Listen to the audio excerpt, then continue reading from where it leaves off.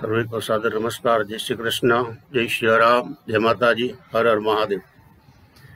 मैं Mombasa Kenya से वंजा समाज हिंगला शक्तिपीठ से रसिक महाराज पुनः आपके सामने पेश हुआ हूँ। ये कोरोना महामारी तो रुकने के नाम ही नहीं लेती है। कई मित्रों का फोन आते रहते हैं इंडिया से भी कि कुछ मन की स्वस्थता मिले, शांति मिले, ऐसा कोई हमारा ऐतिहासिक ऐसा कोई स्टोरी हो तो प्लीज बताइए। तो हमने संतों से, गुरुजनों से सुनी हुई एक बात है, the secret of the success in life. जीवन में, राज्य में सक्सेस के लिए क्या चाहिए। सबने सुना होगा, एक समय की बात है, महाराजा वीर विक्रमादित्य जो उज्जैनी नगरी के महाराज थे, उस समय की बात है। इतना बड़ा और सफल राजा था कि उसके राज्य में कोई तंगी ही नहीं थी, अकाल नहीं पड़ता था, कोई दुखी नहीं था। फिर भी वहाँ के व्यापारी लोग बाहर जाके नौका लेकर के व्यापार के लिए जाते थे। एक दिन महाराजा वीर विक्रमादित्य ने सोचा कि मेरे राज्य में ऐसी कौन सी कमी है जिसलिए मेरे व्यापारी लोग विदेश जा रहे हैं। तो उसकी परमिशन के लिए, प्रजा के लिए, तो व्यापारी उसके पास आते थे मिलने के लिए। तभी महाराजा विक्रमादित्य ने बोला, आप जिस नगर में जा रहे हो, विदेश में, परदेश में कमाने के लिए, वहाँ का सार यानी कि सीक्रेट क्या है, वहाँ का रहस्य क्या है जो आप लोगों को उधर जाना पड़ता है। तो वहाँ का जो सार है, वहाँ के प्रधान जी से या महाराज जी से मिल सके, हो सके तो ले आना। तो व्यापारी ने बोला, ठीक है महाराज, जैसे आपके आज्ञा। 2-3 साल उधर व्यापार करके महाराजा के पास वो व्यापारी गया, उस परदेसी के पास, महाराजा के पास, और बोला कि मैंने यहाँ 3 साल तक बिजनेस किया, अपना धंधा किया, अच्छा कमाया है, आपका टैक्स भरा है, कर भरा है आपका, और मैं खुश होकर के लौटना चाहता हूँ मेरे देश। लेकिन मेरे महाराजा वीर विक्रमादित्य ने बोला था, आपका यहाँ का सार क्या है, वो मुझे चाहिए। तो महाराजा ने बोला, वो राजा की बात है, अब व्यापारी लोगों को नहीं दी जाती, वो गुप्त होती है, लेकिन उसका कुछ सोना महर देना पड़ेगा, तभी वो हम लिख के दे सकते हैं आपके महाराज के लिए। व्यापारी ने बोला, कोई बात नहीं, आप कितने भी बोलो, मैं देने के लिए तैयार हूँ। तभी उस महाराजा ने एक कागज पे, पहले जो आता था ऐसा रोल करके, इसमें लिखा जाता था, उसमें सार लिख दिया, यानी कि वहाँ का जो रहस्य था, गुप्तता था, ये जो सीक्रेट्स था, वो लिख दिया। उसमें लिखा था और बोला कि 1.25 लाख सोना मोहर आपको इसके बदले में देना पड़ेगा। व्यापारी ने सोचा कि कोई बात नहीं, विक्रमादित्य भी बहुत बड़े दिल वाले महाराज है, मैं वो उसको बोलूँगा, वो मुझे वापस लौटा देगा। उसने वो ले लिया और वहाँ से प्रधानमंत्री ने ऐसा पैक करके दिया कि देखो, आपको रास्ते में खोलना है, अगर खोलेगा तो महाराज को पता चल जाएगा। व्यापारी ने बोला, नहीं, हमें कोई हर्जा ही नहीं है खोलने का। वो भारत आया और विक्रमादित्य के सभा में गया और वहाँ सादर नमस्कार करते हुए कहा, महाराज, आपने जो मुझे काम सौंपा था, मैं करके लौट के आ गया हूँ। महाराजा ने ले लिया। बाद में सभा विसर्जन के बाद उसको पढ़ा, तो उसमें जो लिखा था वो 4 सार था महाराजा की जिंदगी के लिए, क्या सीक्रेट्स होना चाहिए। तो उसने बोला कि पहली बात तो ये है कि रात्रि को जाग सार, वैरी को आदर सार, स्त्री को प्रेम सार, और चतुर्थ सार है विचार सार। इस 4 सार की बात तो बहुत बड़ी है, लेकिन पहला सार जो है, हम 4 क्लिप बनाएंगे उसकी। पहला सार, रात्रि को जाग सार। कि जो राजा है, बड़ी फैक्ट्री का मालिक है, बड़े परिवार का मेन बड़ा है, जो मुखिया है, गांव का मुखिया है, उसको अगर देखना है कि कैसा हमारा कारोबार चल रहा है, कैसा राज चल रहा है, गांव में कैसा क्या व्यवहार चल रहा है, उसको रात को जागना चाहिए। परिवार में भी जो बड़ा होता है उसको जागना चाहिए, क्योंकि जो गोलमाल होती है, हेरा फेरी होती है और गुप्त कार्य जो रात को ही होता है। तो विक्रमादित्य ने एक दिन सोचा कि मैंने सार तो जाना, लेकिन अभी मैं प्रत्यक्ष करूं, प्रैक्टिकल। एक दिन शाम को जो घोड़ा सवार लोग रात को जो चौकी करते थे, उन सबको बोला आप सबकी छुट्टी मैंने दूसरे नियुक्त कर दिया है, तो आप लोग अपने अपने घर जाओ। विक्रमादित्य खुद काले कपड़े पहनकर घोड़ा के ऊपर सवार होकर के रात्रि को चौकी लगाने लगा। पूरे शहर में, पूरे राज्य में, उसकी नगरी में, उज्जैनी में चौकी लगाते लगे तो उसको देर रात से कोई स्त्री की रोने की आवाज सुनी और वो चौंक गया कि कोई स्त्री आधी रात पे रोती है। कुछ आवाज की दिशा में विक्रमादित्य चल बसा।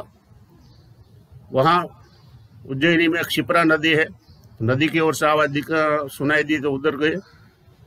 नदी के तट पे पहुंचे तो उधर माँ भगवती, जो विक्रमादित्य की साध्य देवी थी, वह हर्षित थी। उस मंदिर में से आवाज आ रही थी। विक्रमादित्य घोड़े से उतर करके मंदिर में गया। मंदिर में गर्भगृह में से अंदर से आवाज आ रही थी। विक्रमादित्य चौंक गए कि माँ के मंदिर में अभी इतनी रात कौन रो रहा है, और वो भी स्त्री। वहां का द्वार तो बंद है। विक्रमादित्य ने द्वार खोला तो अंदर गया, कोई नहीं था। खुद माँ हर्षिद्धि रो रही थी। विक्रम तो बैठ गया, डर गया। माँ तू क्यों रो रही हो? तुझे कौन से आफत आ पड़ी है? तू बोल माँ, तेरा विक्रम अभी जीवित है। तो माँ ने बोला, बेटा वही दुख है कि जहां हमें दौड़कर जाना पड़ता था वहां विक्रमादित्य हमारा काम कर देता था, हमें जाना नहीं पड़ता था। ऐसा पर दुख भंजन विक्रम सुबह की पहली सूरज की किरण उगने के साथ ही ये धरती छोड़ के चले जाने वाला है बेटा, इसलिए मैं रो रही हूँ।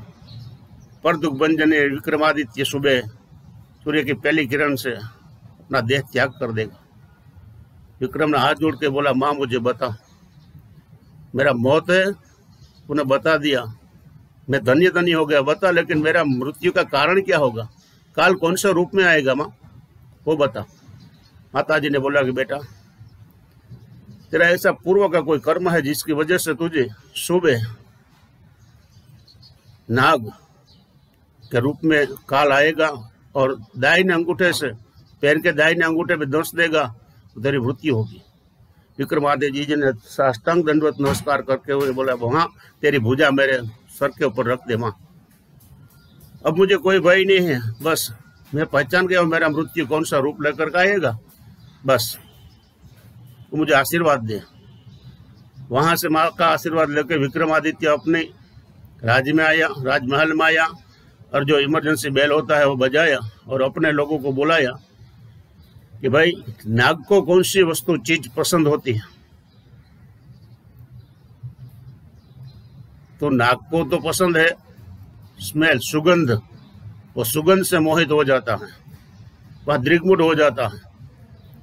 तो सबको बोला चंदन, अगर, तगर, पुष्प, रातरानी, केवड़ो, जो भी है, मोगरा, सब जात जात के पुष्पों, सुगंधित द्रव्यों, इत्र वगैरह लेकर आओ। और मेरा महल का जो 56 सीढ़ी वाला उसका महल था, तो 56 सीढ़ी पे एक एक चीज ऐसे रखो जो नागराज आए तो उसका स्वागत के लिए। दूसरा सार इसमें शुरू हो गया कि वैरी को आदर सार, रात्रि को जाग सार में उसने जान लिया कि हमारा मौत कैसा है, कौन सा रूप में आएगा, तो वो जान लिया। और वैरी बन के आ रहा है वो जो शेषनाग मतलब नागराज, उसका स्वागत। मित्रों हमें भी इसमें से सीखना है वैरी को आदर किसे दिया जाता है। तो आदर के रूप में हर एक सीढ़ी पर उसने अगर तगर ऐसे सुगंधित द्रव्यों रख दिया और सामने अपना महल का दरवाजा खोलकर विक्रमादित्य बैठ गया, राह देखने लगा। नागराज आया भी, लेकिन एक एक पगथिया चढ़ते चढ़ते, एक एक सीढ़ी चढ़ते चढ़ते वो मुग्ध हो जाते थे, सुगंध में मस्त हो जाते थे। चंदन की, अगर की, तगर की, सब जात जात की सुगंधें, रात रानी के पुष्पों, एकदम सुगंधित पुष्पों से वो मुग्ध हो जाते। तो उसको आने में देर लग गई। जब 56 सीढ़ी चढ़ के जो विक्रमादित्य के पास नागराज बैठे, विक्रम ने अपना पग ऐसा फैलाया हुआ बैठा था। बोला, नागराज आपका स्वागत है, आइए और मुझे दंश दीजिए। अब नागराज को वाचा फूटती है और बोलते हैं, हे धन्य है विक्रम, धन्य है तेरी भक्ति को, तूने मेरा ऐसा स्वागत किया कि मैं भूल ही गया कि तुझे दंश देना है। दोस्त, तेरा समय चूक गया है। सूरज की पहली किरण फूटने से इस समय पे ही तुझे दंश देना था, लेकिन तूने मेरा ऐसा भव्य स्वागत किया है, तो उस स्वागत के लिए मैं तुझे धन्यवाद देता हूँ और तेरे घात आज से टल गई है। तो मित्रों, हमारा जीवन में भी ऐसे शत्रु होते हैं, अगर हमारे घर पे आए तो उसका स्वागत करो, ऐसा स्वागत करो वो अपना वैरभाव भूल के मित्रता का हाथ बढ़ा के चले जाए और मित्र बन जाए। अब कोरोना हमारा ऐसा वैर के रूप में आए है, वैरी, उसको स्वागत में क्या चाहिए? मास्क चाहिए, सैनिटाइजर होना चाहिए, या बाहर नहीं निकलना चाहिए, घर में बैठ के उसका स्वागत करो ना। बाहर निकलते हो तभी ये हवा में है ना, साइंटिस्टों को नहीं पता है कि हवा में है, स्पर्श करने में है, खाने में है। तो मेरा कहने का है कि उसको क्या चाहिए? साफ सफाई, गंदगी नहीं चाहिए।